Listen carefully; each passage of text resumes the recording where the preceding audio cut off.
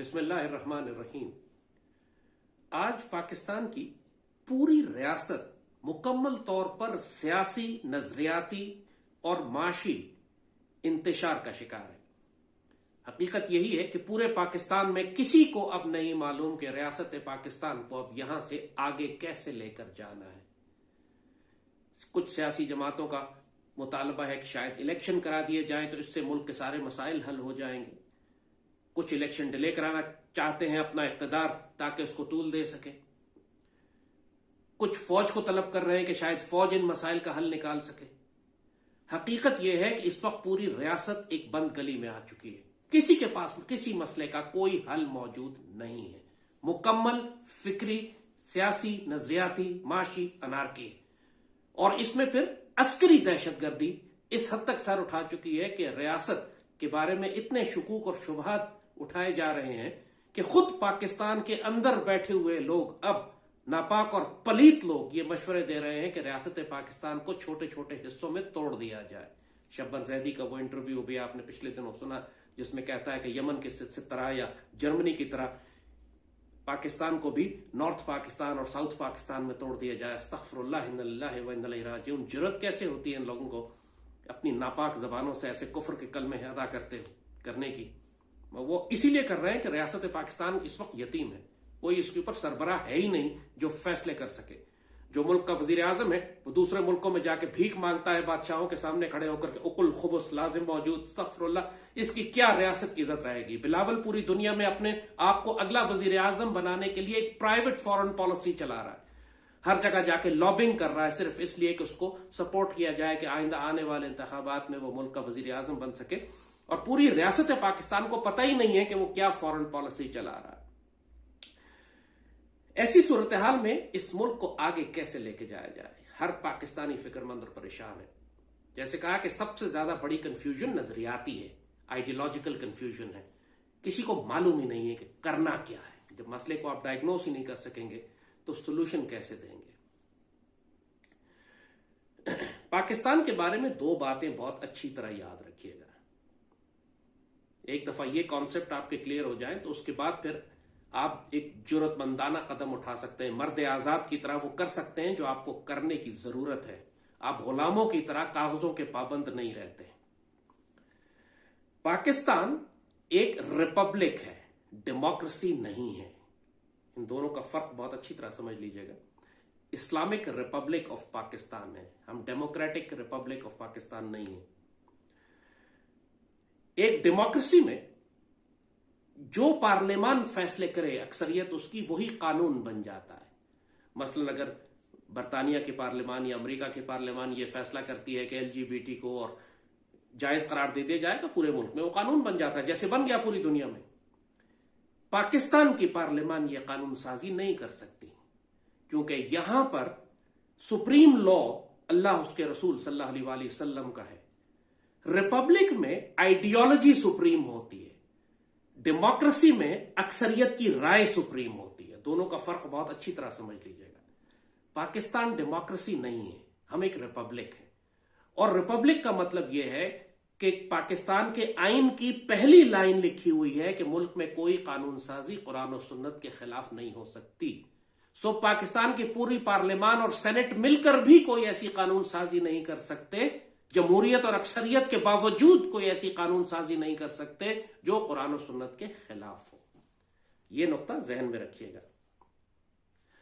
और दूसरी बात यह कि जो पाकिस्तान का आइन है वो 8-10 वकीलों का लिखा हुआ है, वो कोई मुकद्दस किताब नहीं है। उसके लिए हमने 50 लाख शोहदा की कुर्बानी नहीं दी थी। हमने बर्र-ए-आज़म तोड़कर एक नया मुल्क 73 के आइन के लिए नहीं बनाया था। और आइन को जब से ये बना है 73 के वक्त से जो हमारा ये एक बोसीदा कागज चल रहा है, उसको तमाम हुकूमतों और सियासी जमातों ने अपने मकसद के लिए उसको इतना मस्ख कर दिया है कि अब वो सिर्फ एक जिंदा लाश रह गया है। और जाहिर है कि जब एक आइन कुछ वकीलों का लिखा गया है तो उसमें पाकिस्तान के तमाम मसाइल का हल कयामत तक मौजूद नहीं है। इसीलिए जो जिंदा कौमें होती हैं वो आइन लिखती ही नहीं।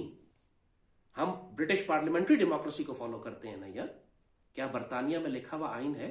नहीं, बरतानिया में लिखा हुआ आइन नहीं है।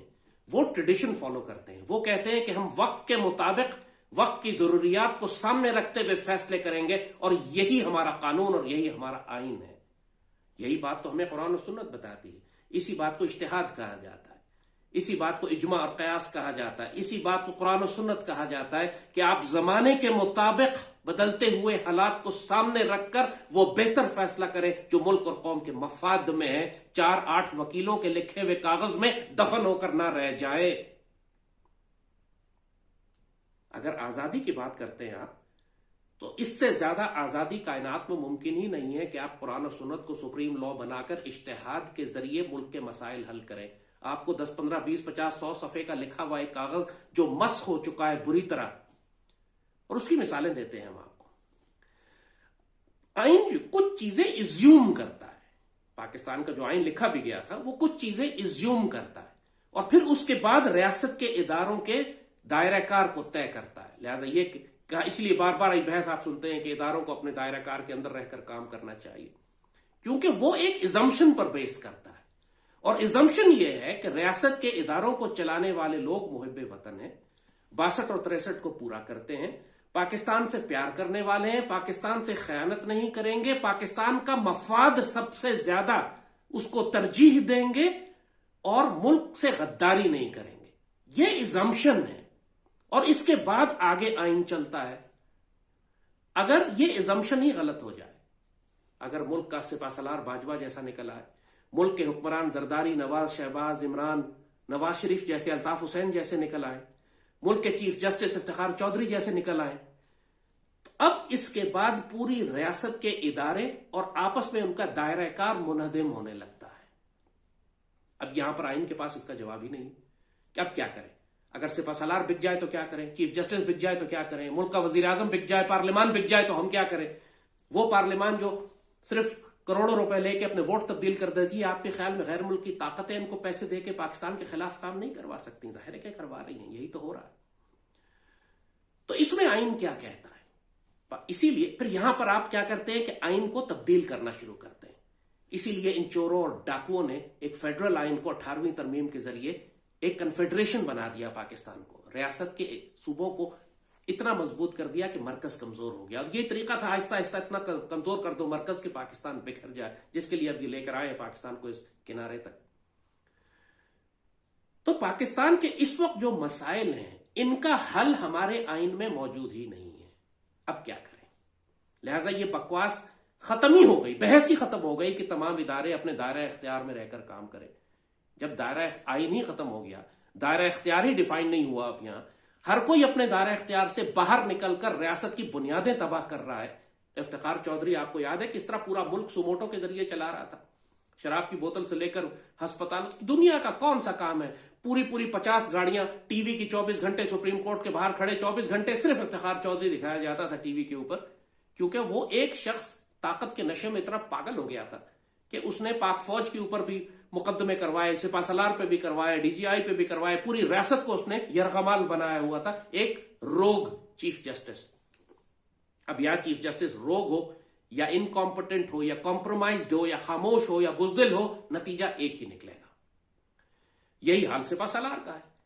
جنرل باجوہ جیسا سپہ سالار ہو, فیض جیسا ڈی جی آئی ہو, یہ آئین میں اور فوج کی کانسٹیٹیوشن میں اس کا جواب آپ کیسے نکالیں گے کہ اگر یہ دو عہدے کمپرومائز ہو جائے تو پھر پاکستان کا آئین اور ریاست کیا کرے؟ اگر ملک کا وزیر اعظم زرداری جیسا صدر اور وزیر اعظم نواز شریف, شہباز اور عمران جیسا ہو کہ جو ورلڈ اکنامک فورم کے ایجنڈا کوآرڈینیٹرز ہیں, بل گیٹس کے کہنے پر پوری قوم کو ہلاک کروا دیں, کشمیر فروخت کر دیں, افغانستان بیچ دیں, اسٹیٹ بینک بیچ دیں, پورے ملک کو تباہ و برباد کروا دیں, اور غیر ملکی ایجنڈے پر کام کریں, بل گیٹس کو میڈل پہنائے کہ تمہارے حکم پر ہم نے پوری قوم ہلاک کر دی. اب ایسے لوگوں کو, اور جو ان میں سے کوئی بھی 62 اور 63 پر پورا نہیں اترتا, آئین کو تو آپ نے وہیں وائلیٹ کر دیا, الیکشن کو تو آپ نے وہیں وائلیٹ کر دیا جب آپ نے 62 اور 63 کو پرے کر دیا. یہ نہیں ہو سکتا کہ آپ آئین کے ایک حصے پر عمل کریں, دوسرے حصے پر عمل نہ کریں, اس لیے کہ کچھ حصے آپ کو سوٹ کرتے ہیں اور کچھ سوٹ نہیں کرتے. تو اس کے بعد یہ بکواس کہ جی ملک ہر کوئی آئینی دائرے میں رہے, یہ صرف خرافات پر مبنی. پھر یہ جو آئے اس وقت, انہوں نے آ کے ایسی قانون سازی کی کہ اپنے تمام چوروں, ڈاکوؤں, مقدمات سب معاف کروا دیے. یہ ساری قانون سازی جو کی گئی ہے یہ پاکستان کے آئین اور قرآن و سنت سے متصادم ہے. لیکن اس پر ایکشن کس کو لینا تھا؟ سپریم کورٹ کو.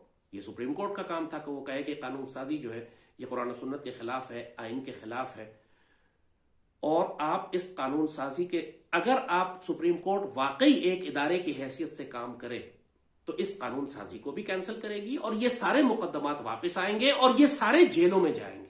عمران سمیت، زرداری سمیت، نواز سمیت، شہباز سمیت، حمزہ سمیت، مریم سمیت. بچے گا کون پہ؟ کوئی بھی نہیں بچے گا، سارے جیلوں میں ہوں گے. اگر آپ واقعی عدل اور انصاف اور آئین کی بات کرتے ہیں تو پاکستان کی تمام پولیٹیکل لیڈرشپ اس وقت جیل میں ہوگی، اور باجوہ اور فیض بھی جیل میں ہوں گے، اور پوری وہ ٹیم بھی جیل میں ہوگی جس نے پوری پاکستانی قوم کو زہریلے ٹیکے لگائے اور پورا کشمیر بیچا اور وہ سازشیں کی. عمران نے لکھا ہے خط صدر کو کہ جی باجوہ کے فون ٹیپ کرنے والے معاملات پہ تحقیقات کرائی جائے. بات فون ٹیپ کرنے پہ نہیں رکے گی، بہت سارے معاملات ہیں جن پر تحقیقات ہونے کی ضرورت ہے، اور پتہ لگے گا کہ یہاں پر ہر کوئی ایک سے ایک بڑھ کر غدار تھا. یہ بھی تو ریاست آج اس حال میں پہنچ گئی ہے کہ پوری دنیا یہ سمجھ رہی ہے کہ پاکستان بحیثیت ایک ریاست اب قائم نہیں رہ سکے گا. پلیت اور کمینے مشورے دے رہے ہیں کہ ریاست کو توڑ کے چھوٹے چھوٹے حصوں میں تقسیم کر دو تاکہ ہم اسے مینج کر سکیں اچھی طرح. لہٰذا اب کیا کریں؟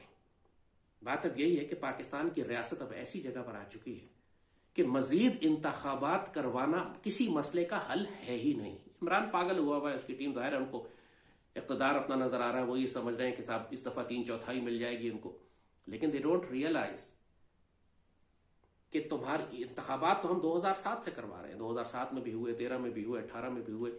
تمام سیاسی جماعتیں ٹیسٹ ہو چکی ہیں، تمام سیاسی لیڈر چور اور ڈاکو ہیں، سب پہ مقدمات بنے ہوئے ہیں، سب کے سب نے ایسی قانون سازی کی ہے کہ جو ریپبلک آف پاکستان کے آئین سے متصادم ہے، قرآن و سنت سے متصادم ہے. یہ سب جیلوں میں ہوں گے اگر پاکستان کا آئین صحیح معنوں میں نافذ کر دیا جائے. اب چونکہ آئین کی شکل ہی بگڑ چکی ہے، جیسے کہا آئین مردہ ہو چکا ہے، آئین از اے ڈیڈ ڈاکومنٹ نہ، کچھ وکیلوں کا لکھا ہوا کاغذ تھا. اب ملک کو ایک نئے آئین کی ضرورت ہے. اب وہ چاہے تو آئین آپ ایک نیا ڈاکومنٹ بنائیں، یا انگلستان کی طرح جو آپ کا باپ دادا ہے، آپ کا خدا ہے جس کی آپ پوجا کرتے ہیں، جس کے نظام کو آپ نے اس ملک میں نافذ کیا ہوا ہے، آپ یہ کہیں کہ ہم اپنے ٹریڈیشنز کو اپنا کانسٹیٹیوشن بنائیں گے، وقت کی ضروریات کے مطابق خود فیصلے کریں گے. یہ ہے اصل آزادی. ہم اجتہاد کریں گے قرآن و سنت کو سامنے رکھتے ہوئے. یہ پاکستان کے آئین کی اصل روح ہے. مگر اس کے لیے آپ کو کوئی جرأت مند ادارہ چاہیے جو اس کام کو کرے. ملک میں 2 طاقتور ادارے ہیں. ظاہر ہے پارلیمان تو کمپرومائز ہو گئی ہے، پولیٹیکل گورنمنٹ کمپرومائزڈ ہے. اس سے یہ توقع کرنا کہ یہ ایسی قانون سازی کریں گے کہ جن سے ملک میں احتساب ہو، نظام شفاف ہو، نظام کی تبدیلی کی جائے اور اس کے بعد الیکشنز ہوں، یہ تو ممکن نہیں ہے. تو اب صرف 2 آپشنز آپ کے پاس ہیں. تیسرا بھی ہے لیکن اس پہ ہم آخر میں آئیں گے. ایک آپشن یہ ہے کہ سپریم کورٹ کا کوئی جج رسپانسبلٹی لے. سپریم کورٹ رسپانسبلٹی ہے بحیثیت ایک ادارے کی، کیونکہ ریاست کے ادارے ہیں نا، آپ کہتے ہیں ہر ادارہ اپنے دائرے میں رہ کر کام کرے. اب سپریم کورٹ کے پاس قانونی طور پر ملک میں اگر انارکی اور فساد اور آپ نے لا لیسنس اور بالکل انارکی سے بچنا ہے تو پھر آپ کو یہ سپریم کورٹ کو یہ کام کرنا پڑے گا کہ سپریم کورٹ دخل دے. وہ ساری قانون سازی جو اس پارلیمان نے کی ہوئی ہے کہ اپنے نیب کے مقدمات ختم کروائے، سب کچھ کیے، یہ سارا prime minister, Pakistani prime minister, آپ کو معلوم ہے کہ ایک ڈاکو کا، ایک چور کا ضمانتی ہے، اور ٹیکنیکلی اس کو جیل میں ہونا چاہیے جو اس وقت پرائم منسٹر بنا ہوا ہے. اس وقت جتنے مقدمات ان پر بنے ہوئے ہیں وہ سارے کے سارے اوپن اینڈ شٹ کیسز تھے. ادیبیہ پیپر مل کیس ہو یا دوسرا OTT کیس ہو، یہ کہ مطلب they stand no chance. دنیا کے کسی بھی جوڈیشل سسٹم میں یہ اب تک 20 50 سال کے لیے جیلوں میں جا چکے ہوتے سوائے پاکستان کے، کیونکہ یہاں پہ سپریم کورٹ کام ہی نہیں کر رہی. اب ججز کمپرومائزڈ ہیں، کمزور ہیں، خوفزدہ ہیں، ڈرے ہوئے ہیں. جیسے جسٹس نسیم حسن شاہ نے کہا تھا بھٹو کو پھانسی دینے کے بعد کہ ججوں کو بھی کوئی جج اتنا مرد مجاہد نہیں ہوتا کہ کھڑا ہو جائے، ہم بھی فیصلے کر دیتے ہیں وغیرہ. بھٹو کی پھانسی ویسے بنتی تو تھی، بالکل 1000 دفعہ بنتی تھی، لیکن بہرحال انہوں نے ججوں کا جو کریکٹر بتایا بالکل ٹھیک بتایا. اب اگر سپریم کورٹ بھی فیصلہ نہیں کرتی ہے، سپریم کورٹ اسی طرح چلتی ہے جیسے آج کل چل رہی ہے، پورے ملک میں یہی انارکی ہے، مذاق بن گیا ہے کہ یہ جج PTI کا ہے، یہ جج PMLN کا ہے، یہ جج پیپلز پارٹی کا ہے. تمام ریاست کا عدالتی ستون منہدم ہو چکا ہے، سیاسی ستون پہلے منہدم ہو چکا تھا. وہ ایک بھارتی کم وقت نے کہا تھا، وہ ہم پر زیادہ گہری نگاہ رکھتے ہیں اور کہتے ہیں کہ اب صرف ایک ستون پر پاکستان کھڑا ہے، وہ پاک فوج ہے. اس میں بھی دراڑیں پڑنی شروع ہو گئی، اور ظاہر ہے قوم اور فوج کے درمیان جو اختلافات پیپلز پارٹی نے عمران نے پیدا کیے اور باقی سب جماعتیں تو ویسے ہی پہلے سے پاک فوج کے خلاف تھیں. تو اب کیا آپشن ہے ہمارے سامنے؟ اب پاک فوج ہمیشہ جب بھی انٹرفیئر کرتی ہے پالیٹکس میں تو اس کے دو طریقے ہوتے ہیں. ایک سافٹ انٹرونشن ہوتی ہے. سافٹ انٹرونشن کا مطلب ہے کہ خود پس پردہ رہتے ہیں, بے شک نظام کو چلائیں, ہیلپ کریں, پش کریں. جیسے عمران کے معاملے میں کیا, وہ ایون سافٹ انٹرونشن میں بھی وہ ذرا اگریسو انٹرونشن تھی کہ عمران کو گود میں بٹھا کے پولیٹیکل پارٹی کو, ڈیموکریسی کو چلانے کی کوشش کر رہے ہیں, پارٹیز کو مینج کر رہے ہیں. اس کے اندر ظاہر ہے باجوہ اور فیض کی اپنی کرپشن بھی تھی, اپنے ویسٹڈ انٹرسٹ تھے, اپنے ایمبیشنز تھے. مگر فوج جب بھی پولیٹیشنز کو آگے لے کر آتی ہے تو ایک سافٹ انٹرونشن ہوتی ہے کہ ان کو ہیلپ کرتی ہے حکومت چلانے میں. اس پہ پھر ان کو اعتراض ہوتا ہے اپوزیشن پارٹیز کو, ظاہر ہے کیونکہ حکومت کی ہیلپ کر رہی ہوتی ہے تو اپوزیشن کو اعتراض ہوتا ہے کہ فوج جو ہے وہ کیوں دخل دے رہی ہے سیاست میں. اور دوسرا فوج انٹرونشن کرتی ہے کہ جب پورا سسٹم کولیپس ہو جاتا ہے تو فوج آتی ہے, ہارڈ انٹرونشن کرتی ہے, وہ ٹیک اوور کر لیتی ہے. اس کو مارشل لاء کہتے ہیں. اور پھر جب آتی ہے تو سسٹم کو سٹیبلائز کرنے میں اس کو 8-10 سال لگ جاتے ہیں, اور 8-10 سال کے بعد وہ پھر جمہوریت کی طرف واپس سسٹم کو لے کے جاتے ہیں. اور اسی 8-10 سال کے پروسیس میں اب تقریباً تینوں آپ دیکھیں گے کہ ایوب کا مارشل لاء بھی 10 سال کا تھا, جنرل ضیاء کا بھی 10 سال کا تھا, مشرف کا بھی تقریباً 8-9 سال کا تھا.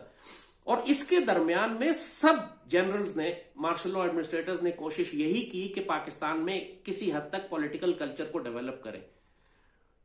ایوب خان نے بھٹو کو ڈیولپ کیا, بھٹو نے, اس کے بعد ضیاء نے نواز شریف کو اٹھایا. اس وقت کسی کو معلوم تو نہیں ہوتا کہ آگے جا کے یہ کیا کرے گا, آگے جا کے کس قسم کی غداری کرے گا, کس قسم کے دھوکے دے گا. ظاہر ہے آپ جو ملک میں مال اویلیبل ہے اسی کو استعمال کرنا ہے. آپ نے امپورٹ کر کے باہر سے کوئی پولیٹیشین تو نہیں لا سکتے. جو ملک کے اندر پاپولر آدمی ہے اسی کو سپورٹ کرتی ہے فوج کے, چلو تم سنبھالو. تو اب اس وقت تحریک انصاف والے جو سارا شور مچا رہے ہیں, فوج کو گالیاں دے رہے ہیں, وہ ان گناہوں پر دے رہے ہیں کہ جو باجوہ اور فیض نے عمران کے ساتھ مل کر کیے تھے. یہ سارے گناہ جنرل عاصم کے نہیں ہیں. جنرل عاصم کو تو آپ نے ایک تباہ شدہ ملبے کی حالت کا پاکستان دیا ہے, اور اب آپ توقع کرتے ہیں کہ 3 مہینے میں یہ سپہ سالار آ کے پورے پاکستان کو ٹھیک کر دے گا آپ کی مرضی کے مطابق, کہ آ کے حکومت کا تختہ الٹے گا, الیکشن کروائے گا, آپ کو طاقت میں لے کر آئے گا اور اسی طرح گود میں لے کر بیٹھے گا جیسے باجوہ اور فیض بیٹھے تھے. ایسا نہیں ہونے والا. اب آپ ہوش میں آ جائیں, ایسا نہیں ہوگا آپ کبھی بھی. اس وقت سپہ سالار, ان پریزنٹ سپہ سالار جنرل عاصم کی پرائرٹیز پاکستان کے دفاع کے اوپر ہے. کشمیر ہمارے ہاتھ سے جا چکا ہے, انڈیا ایگریسو ہو چکا ہے ہمارے خلاف, ٹی ٹی پی کی دہشت گردی اٹھ چکی ہے, بلوچستان ہمارے ہاتھ سے نکلتا جا رہا ہے. فوج کے اپنے اندر اتنی سخت کرائسس اور کنفیوژن تھا, فوج کے اپنا مورال ڈاؤن تھا بہت زیادہ افسروں اور جوانوں کا, فوج میں ڈویژنز ہو گئی تھی, ایکس سروس مین اور فوجی سخت ناراض تھے آپس میں ایک دوسرے. ایک کرائسس تھا فوج کے اندر. اس کو سٹیبل کرنا, سنبھالنا ایک بڑا چیلنج اور رسپانسبلٹی ہے نئے سپہ سالار کے لیے. پہلے وہ اپنا گھر ٹھیک کریں گے تو اس کے بعد باقی ملک کو سنبھال سکیں گے. اس وقت ظاہر ہے کہ وہ سیاست اور معیشت پہ دخل دے ہی نہیں سکتے, پاسبل ہی نہیں ہے. نہ وہ گورنمنٹ گرا سکتے ہیں, نہ الیکشن کرا سکتے ہیں, نہ نئی حکومت چلا سکتے ہیں, نہ ملک کی اکانومی کو ٹھیک کر سکتے ہیں. یہ توقع کرنا کہ 3 مہینے میں آ کے یہ سب کچھ کر دے گا, مطلب somebody has to be insane. کوئی پاگل آدمی ہوگا جو یہ توقع کرے گا, اور پاگل یہ ہے سارے. یہ سیاسی جو یہ توقع کر رہے ہیں کہ یہ ان کا پھیلا ہوا گند اور غلاظت جو باجوہ اور فیض کے ساتھ مل کے انہوں نے پچھلے 4-5 سال میں کی, یہ آ کے 3 مہینے میں ٹھیک کر دیں گے. So where do we stand now? اب کیا کریں؟ بات یہ کہ یہ پالیٹکس تو چل نہیں رہی, اس نے تو ملک کو ڈبو کے رکھ دیا, اس نے معیشت بھی تباہ کی, سیاست بھی تباہ کی, اور یہ سارا ملبہ پیچھے سے آ رہا ہے. یہ پچھلے 8-9 مہینے کی تباہی نہیں ہے, یہ ایک سمپلسٹک جاہلانہ بغیرت اور بے شرم تبصرہ ہوگا کہ یہ کہیں کہ ہمارے زمانے میں تو پورا ملک اور قوم ٹھیک چل رہی تھی, بس یہ پچھلے 9 مہینے میں پورا ملک ٹوٹ گیا. جو کچھ ہو رہا ہے پاکستان میں آج, جو بھارت کی جنگی تیاریاں ہیں, جو دہشت گردی ہے, جن دہشت گردوں کو افغانستان سے آپ نے لا کر پاکستان میں آباد کیا ہے, جو اسٹیٹ بینک آپ نے فروخت کیا ہے IMF کو, اس کی پالیسیز ہے جس کا فال آؤٹ اب آپ کو پورے ملک میں نظر آ رہا ہے. جو وہ پریشر ڈال رہے ہیں آپ کے اوپر, آپ پر وہ دباؤ ڈال رہے ہیں کہ پاکستان کی LCs نہیں کھول رہے ہیں, اور ہمارا ٹریڈ اور کاروبار خراب کر رہے ہیں, اور ہمارا ایکسچینج ریٹ ڈالر کا آؤٹ آف کنٹرول ہوئے چلا جا رہا ہے, بیکاز اسٹیٹ بینک انٹرفیئر ہی نہیں کر رہا چیزوں کو اسٹیبلائز کرنے کے لیے, جان کے اکنامک ٹیررسٹ اکنامکلی ملک کو ڈیمولش کر رہے ہیں. یہ سب آرکسٹریٹڈ ہے, بائی ڈیزائن ہے, یہ سب کچھ عمران کے دستخط سے ہوا ہوا, یہ سب کچھ عمران کے سائن تھے اس کے اوپر. اب معصوم چوچا نہیں بن سکتے وہ کہ ہمیں پتہ ہی نہیں تھا, سب کچھ باجوہ نے کر دیا. دوسری جانب کریڈٹ بھی لیتے ہیں کہ ہم نے اکانومی ٹھیک کر دی تھی بہت. So what do we do now? اب ہم کہاں جائیں؟ یہ بات ہم بہت عرصے سے کہتے پھر رہے ہیں.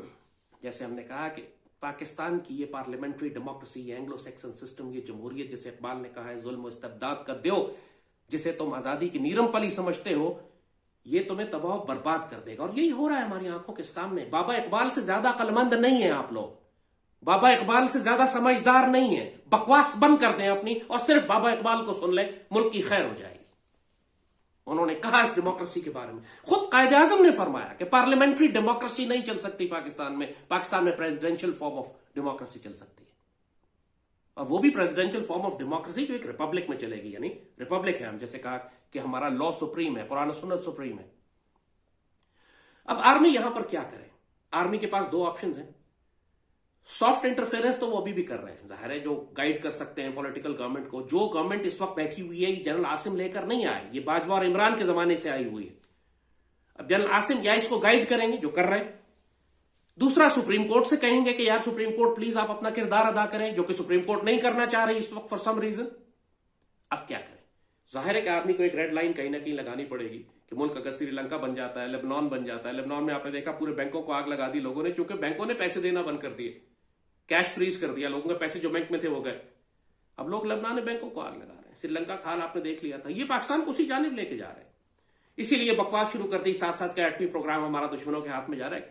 اللہ کا فضل ہے, کسی کا باپ ہمارا ایٹمی پروگرام نہیں لے جا سکتا. وہ سولوشن جو ہم نے دیا تھا کہ دشمن کے آگے زبردستی وہ ہمیں ڈیفالٹ کرا کے یہ کہیں کہ ہم آپ کے ایٹمی ہتھیار کمپرومائز کر رہے ہیں, اس سے بہتر آپشن ہمارے پاس یہ ہے کہ ہم مسلمان ملکوں کے ساتھ ایک سیکیورٹی کولیبریشن کریں, نیوکلیر کولیبریشن کریں, اپنی نیوکلیر ٹیکنالوجی ایکسپورٹ کریں لیگلی, اور اس سے اپنا فورن ایکسچینج کمائیں. یہ بہتر آپشن ہے بنسبت اس بات کے کہ ہم بے ہوش ہو کے لیٹ جائیں اور کہیں کہ جی ہمیں قرضہ دو, ہم ایٹمی ہتھیار تمہیں دیتے ہیں, تم ہمیں مزید قرضہ دو. مزید قرضے کی ہمیں ضرورت ہی نہیں ہے. ہم ایکسپورٹ کریں اپنے نیوکلیر ویپنز اور نیوکلیر ٹیکنالوجی. کیوں نہیں کر سکتے؟ اگر یہ ہمارے قرضے ری شیڈیول نہیں کرتے, یہ اگر ہم پہ بلیک میل کرتے ہیں, کیونکہ ہم نے یہ بات کہی تھی آپ سے کہ اگر مضبوط حکومت ہوتی پاکستان میں تو ہم او ڈی ایس ڈیٹ کلیم کر سکتے تھے. یہ سارا ڈیٹ ان چور حکمرانوں نے لیا ہے جن کو ہم جیلوں میں ڈال چکے ہیں, لہذا پاکستانی قوم ادا نہیں کرے گی. اگر آپ ملک کے اندر یہ قانون اب کر دیتے, اگر سپریم کورٹ یہ کرتی, ان سارے چوروں کو اندر بند کرتی, تو آپ کے پاس ایک انٹرنیشنل کیس ہوتا کہ ہم نے سب سے کرپٹ چوروں کو جنہوں نے یہ قرضے لیے تھے جیلوں میں ڈال دیا. اب پاکستانی قوم یہ ادا نہیں کرے گی. اور دوسرا فورس میجور کا تھا کہ سیلاب آئے ہیں, دنیا نے اکنالج کیا ہے کہ اس سے بڑے سیلاب تاریخ میں نہیں آئے, تو پھر ہم کہتے جی سیلاب ہے, ہم قرضے ادا نہیں کر سکتے 3-4 سال کے لیے, آپ بھول جائیں ان کو. اور دنیا مانتی اس بات کو, کیونکہ پوری دنیا ہم سے تعزیت کرنے آئی تھی کہ جی آپ سیلاب سے بہت تباہی ہوئی آپ کی. خود IMF کا جو بھی عورت آئی تھی وہ یہی کہہ رہی تھی. اتنی تباہی کے بعد پاکستان کے ان کے ساتھ وہ کس طرح سروائیو کر رہے ہیں, ہمیں حیرانی ہوتی. مگر چونکہ حکومت تھی نہیں نا, یہاں پہ بلاول جو اپنے وزیر اعظم بننے کے لیے لابنگ کر رہا ہے, یہ شہباز تو اوکل خبس لازم اس میں لگے ہوئے ہیں. سو اب آرمی کے پاس کیا آپشن ہے؟ وہ ریڈ لائن اللہ نہ کرے کراس ہو گئی تو پھر آرمی ہارڈ انٹروینشن کر سکتی ہے, اور ظاہر آپشن ہی کوئی نہیں ہے پھر اس کے پاس. اور تیسرا ایک پوائنٹ یہ ہوتا ہے, جیسے کہا کہ دو آپشن بتائے تھے, سپریم کورٹ یا آرمی, اور تیسرا آپشن یہ ہے کہ پھر انویژن ہو جائے پاکستان پہ, اتنا کولیپس کر جائیں آپ کہ ہمارے دونوں جانب اتنے طاقتور دشمن ہیں, TTP بغاوت کے لیے اندر, انسرجنسز کے لیے, اور ہائی انٹینسٹی انویژن کے لیے بھارت ہمارے اندر داخل ہو جائے. اس وقت یہ پورا نظام, یہ کانسٹیٹیوشن, یہ آئین, یہ پارلیمان, یہ سب بکواس بھگ سے اڑ جائے گی. اس وقت صرف فوج ہی فوج ہوگی, پورے ملک میں مارشل لا ہی ہوگا, فوجی کا حکم چلے گا, فوج فیصلے کرے گی کیا کرنا ہے. ان سیاسی حکمرانوں میں, بلاول میں, شہباز میں, عمران میں کیپیسٹی ہے کہ جنگ کی حالت میں قوم کی قیادت کر سکے؟ Obviously no. سو بہتر یہی ہے پاکستانی قوم کے لیے اس وقت. الیکشن تو کوئی سولوشن ہے ہی نہیں کسی پرابلم کا. یہی چور اور ڈاکو گھوم پھر کے اسی لاز قوانین کے ساتھ واپس آ جائیں گے. پہلے سپریم کورٹ کو وہ سارے قوانین جو انہوں نے ابھی بنائے ہیں, اپنی ڈاکو, اپنے چوری, اپنے ڈکیتی کو معاف کروائے ہیں, اس کو انڈو کرنا ہے. پہلے ان ساروں کی اکاؤنٹیبلٹی کرنی ہے, جن پہ بنے ہوئے مقدمات ہیں. 1-1 منٹ لگے گا ان کو اندر کرنے میں. آپ نے شہباز کی صرف ضمانت کینسل کرنی ہے, وہ جیل میں چلا جائے گا. آپ نے نواز شریف کو صرف ضمانت کینسل کرنی ہے, وہ ضمانت پہ گیا ہوا ہے. یہ سارے ضمانتی ہیں, صرف اس لیے کہ اگر سپریم کورٹ لا اپلائی نہیں کر رہی, اس کا مطلب یہ نہیں ہے کہ ہم ریاست پاکستان کو فروخت کر دیں. آپ کو لا اپلائی کرنا ہے, لوٹی ہوئی دولت واپس نکالنی ہے. یہ کام کون کرے گا؟ یہ پولیٹیشنز تو نہیں کریں گے. سپریم کورٹ کر سکتی ہے فوج کی مدد سے. قانونی طور پر سپریم کورٹ فوج کو اپنی مدد کے لیے طلب کر سکتی ہے. سپریم کورٹ حکم دے سکتی ہے فوج کو کہ آئیں اس کو امپلیمنٹ کریں جو ہم فیصلے کر رہے ہیں, اور اس پر پوری قوم ساتھ دے گی. اگر چوروں اور ڈاکوؤں کو آپ اندر کر دیں, ان کے پیسے نکلوائیں, تو مجھے اس صورت میں مجھے یقین ہے کہ خود پی ٹی آئی کے پاس کوئی جواز نہیں بچے گا یہ شور مچانے کا کہ الیکشن فوری طور پہ کروائے. کیونکہ اگر پراپر اکاؤنٹیبلٹی سپریم کورٹ اور آرمی مل کر کرنے لگیں تو आपको ये नजर आए अकाउंटेबिलिटी होती हुई, ये सारे चोर डाकू अंदर जाना शुरू करें जेलों में, लोगों को तसल्ली हो जाएगी। ये जो एंगर और गुस्सा है फौज के खिलाफ वो भी ठंडा पड़ना शुरू हो जाएगा। ये जो लोगों में एक खौफ है कि रियासत टूट रही है, उसको थोड़ा सुकून आ जाएगा। एक ही जो बकवास कर रहे हैं कि इलेक्शन कराओ फौरी तौर पर, जैसे मसलों का हल सारा इलेक्शन है, उसमें जरा ठहराव आ जाएगा। इनको थोड़ा लोग इनको थू थू करेंगे कि जब अकाउंटेबिलिटी होती भी नजर आ रही है, तुम किस लिए बकवास कर रहे हो इलेक्शन की इस वक्त। वरना दूसरी सूरत में यही है, जैसे कहा कि रियासत कोलैप्स होती चली जा रही है, और ये कोलैप्स हो जाएगी, अल्लाह न करे। रियासत, पाकिस्तान अपनी जगह रहेगा, पाकिस्तानी कौम अपनी जगह रहेंगे, निजाम दरम बरम हो जाएगा जैसे हो चुका है। यानी पाकिस्तान में पहले भी बहुत दफा हुआ है कि सुप्रीम कोर्ट में और पॉलिटिशियन में और आर्मी में और सुप्रीम कोर्ट में और सुप्रीम कोर्ट में और प्रेसिडेंट में और प्रेसिडेंट में और पार्लियामेंट में तसादम हो गया। ये पाकिस्तान में होता रहता, कोई बड़ी बात नहीं, हम गुजर जाएंगे इसमें से भी। पाकिस्तानी कौम बड़ी रोबस्ट है, बड़ी ढीठ है, हम इस मामले में मार धाड़ करते हैं, लेकिन अल्लाह ने इस पाकिस्तान को सलामत रखा हुआ है। इस वक्त करने का यही काम है। फॉर सोल्यूशन मौजूद है, लेकिन इस सोल्यूशन को करे कौन? आपको सैकड़ों बंदे लटकाने पड़ेंगे, जेलों में डालने पड़ेंगे, लेकिन ये कौन करेगा? इसके बगैर नहीं मसला हल होने वाला। ये सुप्रीम कोर्ट कर सकती है, नहीं करना चाहती। आर्मी को करना पड़ेगा आखिर में, जब एक रेड लाइन क्रॉस हो जाएगी। उस वक्त पॉलिटिशियंस और सुप्रीम कोर्ट ये भी नहीं कह सकेंगे कि फौज अपने दायरा इख्तियार के अंदर रहकर काम करे, क्योंकि आप अपने दायरा इख्तियार में काम नहीं करना चाहते थे और रियासत बैठ चुकी थी, और रियासत के पिलर जो पॉलिटिक्स, पार्लियामेंट, प्राइम मिनिस्टर और जुडिशरी है, वो कोलैप्स हो चुकी है। अब रियासत एक पिलर पे कितनी देर खड़ी रह सकेगी? So this is where we stand today. या दुश्मन फिर दाखिल हो जाए और पूरी रियासत को दरम भरम कर दे, और एक खौफनाक जंग हो जैसे यूक्रेन में हो रही है, और हम कई साल तक एक जंग में रहें पाकिस्तान के इलाकों को आजाद कराने के लिए, जिन पर वो भारत कब्जा करेगा। जैसे रूस दाखिल हो गया यूक्रेन में, जाहिर है जब वो इन्वेड करेंगे तो हमारे इलाकों में दाखिल भी हो जाएंगे, उनको हम सरहद पे तो नहीं रोक सकेंगे। अब इस वक्त हम यहां पे खड़े हुए हैं। अब पाकिस्तानी रियासत, पाकिस्तानी इदारों को, अब जाहिर है प्रैक्टिकली सिर्फ दो ही रह गए, आर्मी चीफ और chief justice of supreme court. अगर ये कोलैबोरेट कर ले तो हल निकाला जा सकता है। सख्ती करें, जो नजर आए सख्ती होते हुए, कौम को जरा सुकून हो जाएगा, थोड़ा स्टेबल हो जाएगी कौम। अगर सख्ती होते नजर नहीं आई और इसी तरह मामला चलता रहा, जो अनार्की और कंफ्यूजन इस वक्त हमें नजर आ रही है, फिर जाहिर है मायूसी फैलेगी, फौज के खिलाफ भी गुस्सा होगा, सड़क पे भी अनार्की होगी, कभी कोई धरना देगा, कभी कोई सड़कें ब्लॉक करेगा, रियासत बजाते खुद बहैसियत एक रियासत इंतशार में जाती रहेगी, माशी तबाही होगी, कभी श्रीलंका बनेंगे आप, कभी आप लेबनान बनेंगे, और अल्लाह न करे फिर यूक्रेन बनेंगे। जरूरी है वहां तक ले जाया जाए मामले को। आइन हम रोज 100 लिख सकते हैं, पाकिस्तान को दोबारा नहीं बना सकते। इस पाकिस्तान को बड़ी मुश्किल से बनाया था हमारे बड़ों ने, आधा पाकिस्तान हमने तोड़ दिया 25 साल बाद, लेकिन जो रखा हुआ है इसको हम नहीं तोड़ सकते, इसको हम छोटा नहीं कर सकते। हम अफोर्ड नहीं कर सकते कि इस पाकिस्तान के अलावा कहीं चले जाए कि यही एक घर है हमारे पास। तो अब आखिर में ये चूंकि सिर्फ एक पूरा एनालिसिस हमने दे दिया है, हमारा कॉन्स्टिट्यूशन फेल हो चुका, तमाम इदारे कोलैप्स कर चुके हैं। अब सिर्फ सुप्रीम कोर्ट किसी हद तक रोल कर सकती है, आर्मी अगर उसको फुल सपोर्ट करे और अकाउंटेबिलिटी होते हुए नजर आए। वरना फिर आर्मी डायरेक्ट हार्ड इंटरवेंशन करेगी, जब बिल्कुल ही हालात खराब हो जाएंगे मार्शल लॉ लगाएगी, फिर जो मर्जी करे, फिर वो जंगल का बादशाह है, जो मर्जी करे, जो करना है फिर उसी ने करना है। अब ये कहना कि हम मुजाहमत करेंगे और मार्शल लॉ नहीं लगने देंगे, उस वक्त रियासत की हालत ऐसी होगी जब आर्मी इंटरफेयर करेगी तो तुम चीखे मार मार के फौज को ही बुला रहे होगे, क्या हो हमें बचाओ, ये बकवास करना बंद कर दो, क्या मुजाहमत करेंगे, मार्शल लॉ नहीं लगाने देंगे। मार्शल लॉ बहुत आखिर में आएगा, अगर आया तो, अभी नहीं आता। उस वक्त आएगा जब भारतीय इन्वेट कर देंगे, उस वक्त आएगा जब तुम श्रीलंका बन जाओगे। बहरहाल जरूरत है कि हम वहां तक जाएं, अभी क्यों नहीं स्टेबलाइज कर लेते जब हम कर सकते हैं। तो यही है बात सारी, सारा तज्जिया और एनालिसिस यही है कि याद रखिएगा कि पाकिस्तान रिपब्लिक है, हम डेमोक्रेसी नहीं है। और रिपब्लिक में सुप्रीम लॉ आइडियोलॉजी होती है, कुरान सुन्नत, पाकिस्तान में भी ऐसा ही है। और ये सुप्रीम कोर्ट को नाफिज करना है, क्योंकि जो कानून साजी हो रही है इस वक्त वो सब कुरान सुन्नत और आईन कॉन्स्टिट्यूशन के खिलाफ है। और अगर उसको नाफिज ना किया गया, अगर ये सारी करप्शन खत्म ना की गई, इसकी अकाउंटेबिलिटी ना की गई, तो फिर रियासत कोलैप्स कर जाएगी। फिर आप ये शिकायत ना करें कि फौज आ गई, दुश्मन की फौजें आ गई, या आपकी फौज ने मार्शल लॉ लगा दिया, फिर ये बकवास करने की इजाजत नहीं होगी आपको। अभी थोड़ा सा टाइम रह गया है अब आपके पास। पाकिस्तान के इदारों को, पाकिस्तान के हुक्मरानों को, अशराफिया को, एलीट को अच्छी तरह समझ लेना चाहिए, अल्लाह आपकी बकवास को ज्यादा देर बर्दाश्त नहीं करेगा। उसके फैसले आ रहे हैं, पूरी दुनिया में आ रहे हैं, पाकिस्तान पर भी उसके फैसले नाफिज होंगे। आप जो मर्जी चाहते हैं कर ले, आखिर में होगा वही जो मेरा रब चाहता है। पाकिस्तान जिंदाबाद।